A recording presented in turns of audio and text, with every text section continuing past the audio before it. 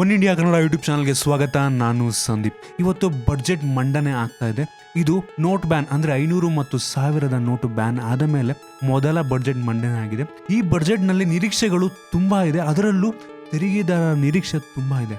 ತೆರಿಗೆದಾರರು ಅಂದರೆ ಸಂಬಳದಾರರು ಅಷ್ಟೇ ಅಲ್ಲ, ಉದ್ಯಮಿಗಳು ಮತ್ತು ವ್ಯಾಪಾರಿಗಳು ಮತ್ತು ಕೃಷಿಕರು ಕೂಡ ಅದರಲ್ಲಿ ಬರ್ತಾರೆ.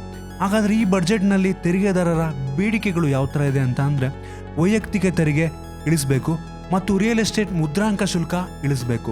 ಕಾರ್ಪೊರೇಟ್ ತೆರಿಗೆ ಇಳಿಕೆ ಪ್ರಕ್ರಿಯೆ ಚುರುಕು ಆಗಬೇಕು ಮತ್ತು ತೆರಿಗೆ ವಸೂಲಿ ಕ್ರಮ ಕಿರುಕುಳದ ರೀತಿಯಲ್ಲಿ ಇರಬಾರದು ಅಂತ ಕೂಡ ಒಂದು ಬೇಡಿಕೆ ಇದೆ. GST ಮತ್ತು ಇತರ ತೆರಿಗೆ ಸುಧಾರಣೆ ಆಗಬೇಕು ಅಂತ ಇನ್ನೊಂದು ಬೇಡಿಕೆ ಇಟ್ಟಿದ್ದಾರೆ. ಇದೆಲ್ಲ ಬೇಡಿಕೆನ ಸರ್ಕಾರ ಯಾವ ರೀತಿ ತಗೊಳ್ಳುತ್ತೆ ಕಾದು ನೋಡಬೇಕಾಗಿದೆ. ಹಾಗಾದರೆ ತೆರಿಗೆ ಹೊರೆ ಇಳಿಯುತ್ತಾ ಅಂತ ತುಂಬ ಜನಕ್ಕೆ ಅನ್ನಿಸ್ತಾ ಇರ್ಬೋದು. ಸದ್ಯಕ್ಕೆ ತೆರಿಗೆ ವಿನಾಯಿತಿಯ ಮಿತಿ 2.5 ಲಕ್ಷದಿಂದ 3 ಲಕ್ಷಕ್ಕೆ ಏರಿಸುವಂಥ ಸಾಧ್ಯತೆ ತುಂಬ ಹೇಳಿ ಬರ್ತಿದೆ. ನೋಡಬೇಕು ಈ ಬಡ್ಜೆಟ್ನಲ್ಲಿ ಅದು ಯಾವ ರೀತಿ ಇರುತ್ತೆ ಅಂತ.